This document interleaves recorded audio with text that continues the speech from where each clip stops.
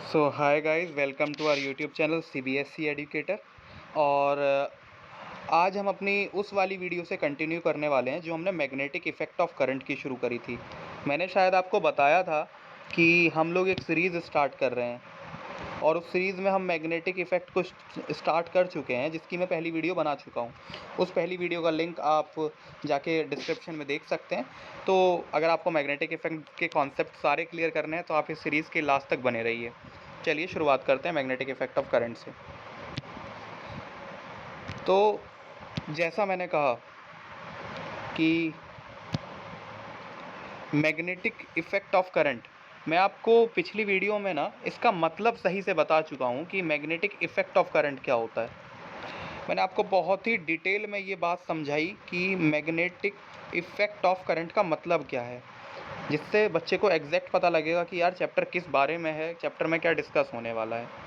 इस वीडियो में हम मैग्नेट की मेन बात करेंगे कि क्योंकि चैप्टर मैग्नेट पर ही है, तो सबसे पहले तो मैग्नेट समझ में आना चाहिए कि मैग्नेट क्या होता है। तो मैं उस बारे में बात करना चाहता हूँ। देखो, मैग्नेट मैंने पिछले ही बताया था कि जिन जिन ऑब्जेक्ट के पास ये प्रॉपर्टीज़ होती हैं कि वो दूसरे ऑब्जेक्ट को अट्रैक्ट कर सके विथ टू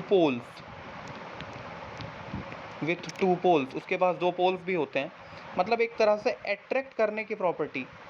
एक ऑब्जेक्ट को दूसरे ऑब्जेक्ट को अपने पास अट्रैक्ट या रिपेल करने की अगर ये कुछ प्रॉपर्टीज़ हैं, तो हम इसको कहते हैं कि ये मैग्नेटिज़्म है। यही मैग्नेट होता है, ठीक है। अब जो इस चैप्टर में हम बात करने वाले हैं, देखिए, एक सिंपल बात बताऊं तो जब भी आप मैग्नेट की इस चैप्टर में बात करेंगे ना, तो आपको एक वर्ड सुनने के लिए मिलेगा बार बार, दैट इज़ बार मैग्नेट। अच्छा, इससे पहले भी अगर मैं बात करूँ ना, तो बेसिकली मैग्नेट ना तीन टाइप के होते हैं। मैग्नेट तीन टाइप के होते हैं, ये जान के रखिए आप। पहला जो मैग्नेट होता है जिसे हम कहते हैं परमानेंट मैग्नेट, दूसरा जो मैग्नेट होता है उसे हम कहते हैं टेम्पररी मैग्नेट, और तीसरे टाइप का जो मैग्नेट होता है जिसे कहते हैं इलेक्ट्रोमैग्नेट। ये तीनों टाइप के मैग्नेट हम इस चैप्टर में स्टडी करेंगे। हम इनके बारे में बेसिक्स जानेंगे। मैं इनको बारे में आप लोगों को बेसिक्स बता देता हूँ कि एग्जैक्टली होता क्या है। मैं अगर परमानेंट मैग्नेट की बात करूं, तो परमानेंट मैग्नेट वो ऑब्जेक्ट्स होते हैं जो कि परमानेंट, अगर हम उन्हें एक मैग्नेटिक फील्ड में रख दें और वो परमानेंट मैग्नेटाइज्ड हो जाएं। अगर हम उन्हें, मैं उसी बात को दोबारा रिपीट कर रहा हूं, अगर हम जिन ऑब्जेक्ट्स को मैग्नेटिक फील्ड में रख दें और वो मैग्नेटाइज्ड हो जाएं, फिर अपनी मैग्नेटिक प्रॉपर्टी ना छोड़ पाएँ, उन सब्सटेंस को हम परमानेंट मैग्नेट कहते हैं। दूसरे वाले सब्सटेंस की अगर मैं बात करूं, तो जो मैंने कहा टेम्पररी कहते हैं हम उन मैग्नेट्स को कि जब तक वो मैग्नेटिक फील्ड में रखे हैं तब तक तो वो एज अ मैग्नेट बिहेव कर रहे हैं, लेकिन जैसे ही वो मैग्नेटिक फील्ड से बाहर जाते हैं, उनकी मैग्नेटिक प्रॉपर्टी है या वो जो उन्होंने मैग्नेटिज्म एक्वायर करा था वो लूज़ कर जाते हैं, जिसकी वजह से इन्हें हम टेम्पररी मैग्नेट कहते हैं कि वो सिर्फ in the presence of magnetic field he magnetised हो पाते हैं, अदरवाइज़ वो मैग्नेटाइज नहीं हो पाते। तीसरे वाले की जो हम बात करते हैं ना, वो थोड़ा सा समझने में टाइम लगेगा आपको, जो इलेक्ट्रोमैग्नेट की बात होती है। देखो, इलेक्ट्रोमैग्नेट का तो ऐसा है यार, इलेक्ट्रोमैग्नेट के लिए इसमें अलग से एक टॉपिक है, दैट इज़ सोलेनॉइड से रिलेटेड करके आएगा ये। तो इस चैप्टर में हम आगे स्टडी करेंगे इलेक्ट्रोमैग्नेट को डीपली, ठीक है। फिलहाल आते हैं अपनी, अच्छा, मैग्नेट के बारे में थोड़ा सा और मैं बताना चाहूँगा आप लोगों को। आप जब भी इस चैप्टर में सुनेंगे तो एक नाम आएगा बार बार, जिसे कहेंगे बार मैग्नेट। आखिर ये बार मैग्नेट क्या है? मुझे लगता है अब आपको मैग्नेट का मतलब तो समझ में आ गया होगा। मैग्नेट बेसिकली वो ऑब्जेक्ट होते हैं जो दो दूसरे ऑब्जेक्ट को अट्रैक्ट या रिपेल करते हैं, ठीक है। अब आप एक बार बार एक वर्ड पढ़ेंगे इसमें, बार मैग्नेट, अपने बुक्स में भी पढ़ते होंगे दोनों, लखमीर सिंह मंजीत कोर में, तो आप बार बार एक वर्ड पढ़ेंगे बार मैग्नेट। तो बार मैग्नेट क्या होता है? देखो, बार मैग्नेट एज एन कुछ अलग नहीं होता, बस उसकी शेप की वजह से वो एक क्यूबॉइडल शेप का मैग्नेट होता है, जिसकी वजह से, उस शेप की वजह से उसे एक बार नाम दिया जाता है। और मैग्नेट तो वो है ही, इसलिए उसे बार मैग्नेट कहा जाता है। इसमें हम उसके जो पोल्स हैं, नॉर्थ और साउथ, उसको भी बड़ी आसानी से डिस्टिंग्विश कर पाते हैं। तो इसलिए भी हम इसे ज़्यादातर अपने एक्सपेरिमेंट्स में यूज़ करते हैं। ज़्यादातर मैग्नेट्स में इसका ही इस्तेमाल होता है। अच्छा, अब आपके मन में एक सवाल आना चाहिए कि यार ये मैग्नेट ठीक है, समझ में आ गया कि वो ऑब्जेक्ट जो दूसरे को अट्रैक्ट या रिपेल करते हो, उनको हम मैग्नेट कह रहे हैं। लेकिन अब ये मैग्नेट में तुम नॉर्थ और साउथ पोल क्यों बता रहे हो यार? नहीं, ये गलत बात है। सही कहा आप लोगों ने कि अब ये नॉर्थ और साउथ पोल का क्या कॉन्सेप्ट है। सही कहा। तो इसके लिए भी मेरे पास कुछ है। देखिए, नॉर्थ और साउथ पोल ना ये एक तरह से जियोग्राफी की वजह से रखा गया है। तो यार सही बात है कि आप अब नॉर्थ और साउथ पोल क्यों नहीं पूछेंगे कि यार ये नॉर्थ और साउथ पोल क्या है। तो देखिए, इसके पीछे जो कॉन्सेप्ट है ना, नॉर्थ और साउथ पोल के पीछे जो कॉन्सेप्ट है आपका, वो जियोग्राफिकल कॉन्सेप्ट है।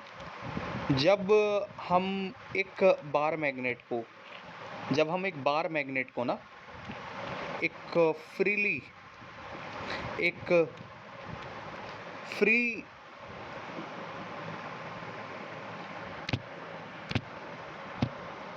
जब आप एक बार मैग्नेट को फ्रीली मूव करने के लिए छोड़ देते हैं ना, एयर में, आप सपोज कर लिया आपने ऐसे बार मैग्नेट को छोड़ दिया, तो ये ना हमेशा अर्थ के इसका जो एक पोल है, देखिए आप मान के चलिए जब इसके नाम नहीं थे तो इसका एक पोल ना इस तरफ डाइवर्ट हुआ और इस तरफ, मतलब कुल मिला के वो अपने आप ही इस तरह से रोटेशन ले लेता है, कुछ वो इस तरह से मूव कर जाता है नीचे और इस तरफ से।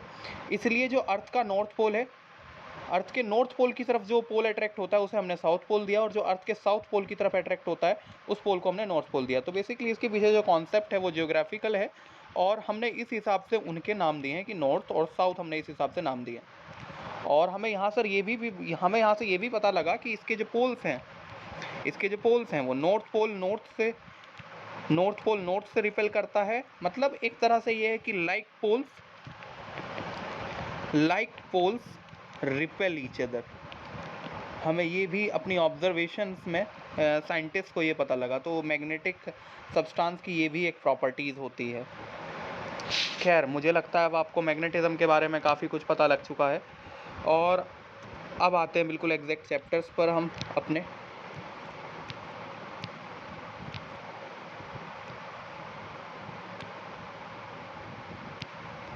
तो देखिए यहाँ पर क्या लिखा हुआ है, मैग्नेटिक फील्ड और मैग्नेटिक फील्ड लाइंस। अच्छा, अब ये भी एक नया कॉन्सेप्ट है यार कि मैग्नेटिक फील्ड और मैग्नेटिक फील्ड लाइंस। तो उसके लिए भी मुझे अब आपको बताना पड़ेगा कि मैग्नेटिक फील्ड क्या होता है। तो चलिए अपने टॉपिक का नाम डालिए मैग्नेटिक फील्ड। आखिर मैग्नेटिक फील्ड क्या होता है?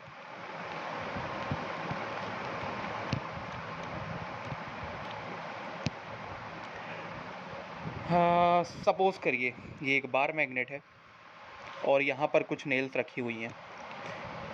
जब तक मैं इस नेल्स को यहाँ रख रहा हूँ तो ये इसे अट्रैक्ट कर रहा है, लेकिन जैसे ही मैंने इस नेल को यहाँ रखा, इसके ऊपर इसका कोई असर नहीं हो रहा। इसका क्या मतलब हुआ यार? इसका मतलब ये हुआ कि इस मैग्नेट की जो पावर है, इस मैग्नेट का जो फोर्स है, जिसे आप मैग्नेटिक फोर्स भी बोल सकते हैं, वो मैग्नेटिक फोर्स किसी एक एरिया तक लिमिट है। एक एरिया तक उसका जो एरिया है, उसकी जो पावर्स हैं या उसका जो स्ट्रेंथ है, वो लिमिटेशन है, एरिया लिमिटेड है, एरिया लिमिटेड। इसी चीज़ को हम कहते हैं मैग्नेटिक फील्ड। जिस जिस एरिया में मैग्नेट अपनी मैग्नेटिक फील्ड या मैग्नेटिक स्ट्रेंथ एक्सर्ट कर पा रहा है, उस एरिया को हम मैग्नेटिक फील्ड के नाम से जानते हैं। क्या ये बात समझ में आती है? बिल्कुल, एक बार दोहरा रहा हूँ, बिल्कुल। एक मैग्नेट जिस एरिया तक अपना स्ट्रेंथ एक्सर्ट कर पा रहा है, अट्रैक्ट या रिपेल कर पा रहा है किसी एक सब्सटेंस को, उस एरिया को हम उसका मैग्नेटिक फील्ड कहते हैं। क्या ये बात समझ में आई? बिल्कुल। तो ये था मैग्नेटिक फील्ड का कॉन्सेप्ट। तो मैग्नेटिक फील्ड, अच्छा एक बात और बता दूं, ये मैग्नेटिक फील्ड एक इमेजिनरी एरिया होता है। This is an imaginary concept. ऐसा हमें कुछ पता नहीं है। वो एक एरिया है जिसे हम इमेजिन करते हैं, तो हम यहाँ कहते हैं कि ये इसका मैग्नेटिक फील्ड है, तो हम उस एरिया को हम कह देते हैं कि ये मैग्नेटिक फील्ड है। ठीक है, तो मैग्नेटिक फील्ड या it is an imaginary concept, but इस एरिया को हम मानते हैं, तो हम इस कॉन्सेप्ट को इस तरह से मानते हैं कि ये मैग्नेटिक फील्ड है। तो बेसिक मैग्नेटिक फील्ड क्या है? मैग्नेटिक फील्ड एक एरिया है। ठीक है, अगली बात आती है, अगला जो टॉपिक है, जो टॉपिक का नाम डाल लीजिएगा मैग्नेटिक फील्ड लाइंस।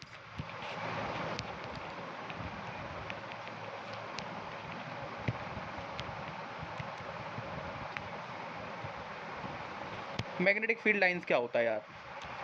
क्या समझते हो मैग्नेटिक फील्ड लाइन से? देखो हुआ क्या, अब ये मैग्नेटिक फील्ड लाइंस आई कहाँ से है मैं बता देता हूँ। ये भी उनसे एक गलती हुई कि ये भी एक गलती वाला एक्सपेरिमेंट था। देखो मैंने ज़्यादातर कहा है कि एक्सपेरिमेंट जो होते हैं ना, जो डिस्कवरीज होती हैं, ज़्यादातर डिस्कवरीज गलती से ही होती हैं। डिस्कवरीज ऐसे नहीं करी जाती कि आज हम इसकी खोज करने निकले हैं। देखो वो चीज़ें पहले से वहाँ ऑब्जर्व थी। अब मान के चलिए कहते हैं कोलंबस, मतलब जिसने भी, वो कहते हैं भारत की खोज थी। भारत की खोज करी थोड़ी ना है, भारत तो पहले से था, है ना। खोज क्या, उसने बहुत सालों बाद देखा, तो वो उसे यही कैसे कह सकता है कि मैंने खोज करी? वो उसने ऑब्जर्व जब करा, वो पहले से एग्जिस्टेंस में था कि नहीं।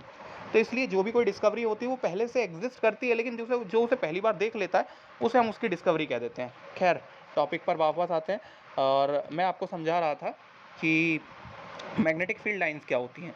तो एक गलती हुई उन लोगों से कि बार मैग्नेट के आसपास उन्होंने, मतलब ये पता था उन्हें कि किस तरह से मैग्नेटिक फील्ड काम कर रहा है, वो ये देखना चाहते थे। ये एक तरह से गलती नहीं कह सकते हैं। ठीक है, उन्होंने बहुत सारा नेल्स का, एक तरह से हिंदी में कहूँ तो बहुत सारे स्प्रिंकल्स उन्होंने स्प्रिंकल कर दिए, बहुत सारे उनके छोटे छोटे पार्ट, आयरन के नेल पार्ट ऐसे ऐसे स्प्रिंकल कर दिए उसके चारों तरफ। थोड़ी देर बाद उन्होंने एक पैटर्न ले लिया कुछ इस तरह का, मान के चलिए ये नॉर्थ है और ये साउथ पोल है, और कुछ इस तरह का पैटर्न ले लिया।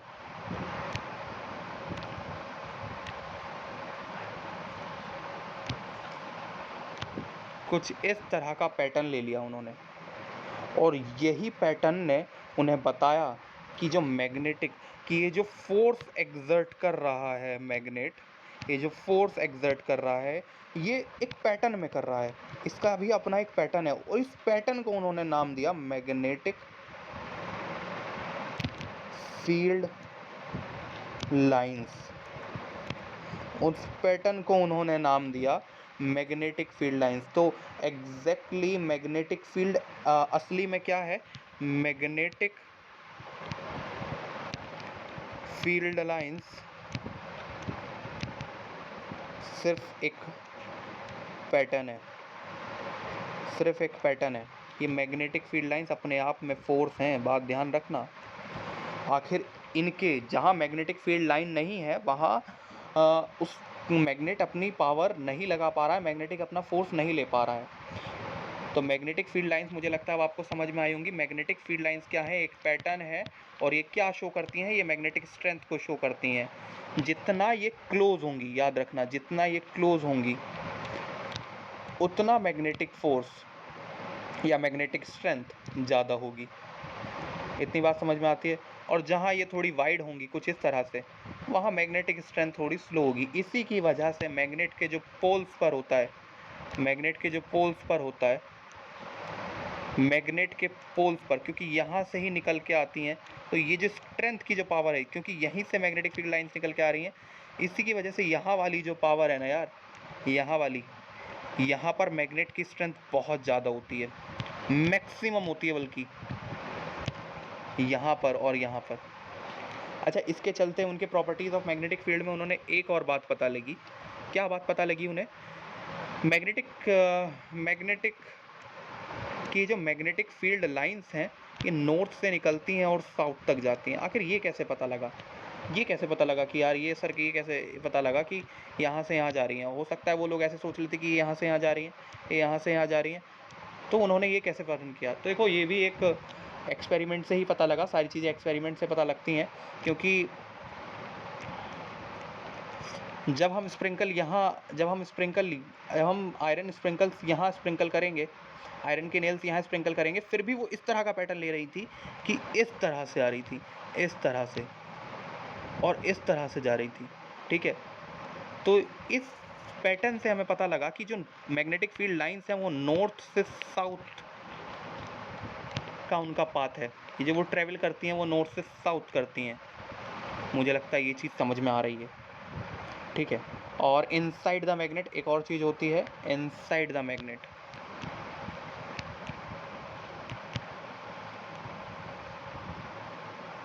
इनसाइड द मैग्नेट यही पाथ साउथ टू नॉर्थ होता है। तो अगर मैं आपको एक लाइन में बताऊं तो नॉर्थ साउथ ये तो इस तरह से ट्रेवल कर रही हैं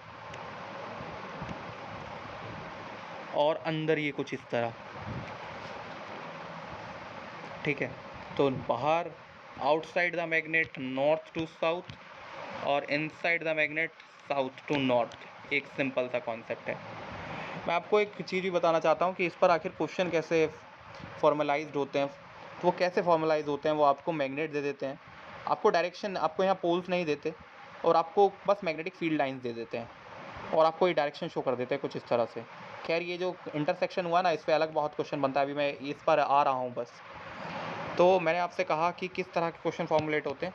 आपको मैग्नेटिक फील्ड दिया, यहाँ पोल्स नहीं देते और ये दे देते हैं और आपको कहते हैं कि ये ऐसे डायरेक्शन जा रही है, तो बताइए कौन सा पोल है। तो ऑब्वियस सी बात, देखो यहाँ से निकल रही है और यहाँ से ये आ रही है, जहाँ से निकलती है वो नॉर्थ होगा और जहाँ से एंटर कर रही है वो साउथ होगा, ये बात याद रखिएगा। तो इस तरह से आप क्वेश्चन फॉर्मुलाइज कर सकते हैं। One of the most important concept of this magnetic effect of current is कि दो magnetic field lines, two magnetic field lines never intersect each other, never intersect each other। बहुत इंपॉर्टेंट कॉन्सेप्ट है, इसे तो सुन के जाइएगा। अब ये क्या होता है, इस पर हर साल क्वेश्चन आ रहा है, हर साल सेम क्वेश्चन आता है इस पर। तो देखिए अब क्या हो रहा है। सपोज करिए मैंने आपको, देखो यहाँ से मैग्नेटिक फील्ड लाइन लाने का मतलब है कि यहाँ से जो ये जो curved part, closed loop form करती हैं मैग्नेटिक फील्ड लाइंस, इस बात को याद रखिएगा। तो अगर मैं ये कह रहा हूँ कि ये बार मैग्नेट है और यहाँ से निकल के ये मैग्नेटिक फील्ड लाइंस जा रही है, इसके कहने का मतलब सिर्फ मैग्नेटिक फील्ड लाइंस नहीं है। मैंने कहा मैग्नेटिक फील्ड लाइंस अपने आप में फोर्स हैं, अपने आप में फोर्स हैं। तो इस फोर्स की डायरेक्शन है ना यार, ये इस फोर्स की डायरेक्शन है। अगर मैं यहाँ से टेंजेंट ड्रॉ करूँ तो इसकी एक डायरेक्शन है। अगर आपको किसी की डायरेक्शन निकालनी हो तो ये डायरेक्शन है। तो जैसा मैंने बताया कि ये मैग्नेटिक फील्ड लाइंस ना, ये फोर्स हैं यार, जिस डायरेक्शन में जा रही हैं ये फोर्स की डायरेक्शन भी बता रही हैं, ठीक है। अब अगर मैं आपको कहूँ, देखिए मैंने जो कहा कि दो लाइन इंटरसेक्ट कभी क्यों नहीं कर सकती। सपोज करिए ये एक लाइन गई और फिर एक दूसरी लाइन गई और यहाँ से इंटरसेक्ट करके इसने इस तरह, अगर आप इस पॉइंट को देखें यार, इस पॉइंट को देखो, इस पॉइंट से दो डायरेक्शन नहीं जा रही फोर्स की, एक ही पॉइंट से टू डायरेक्शन, जो कि पॉसिबल ही नहीं है। एक ही पॉइंट से दो फोर्स ऑफ डायरेक्शन जा रहे हैं।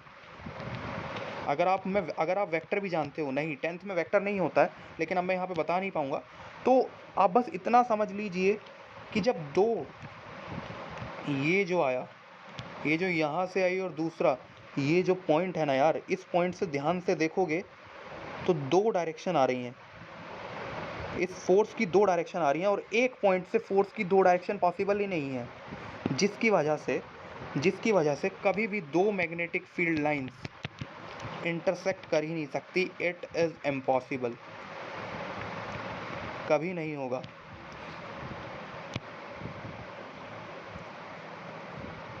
मुझे लगता है मैग्नेटिक फील्ड लाइंस और फील्ड लाइन से आपके सारे कॉन्सेप्ट क्लियर हो गए होंगे। हम आगे आते रहेंगे अपनी बेस्ट वीडियोज़ के साथ। अभी के लिए थैंक यू।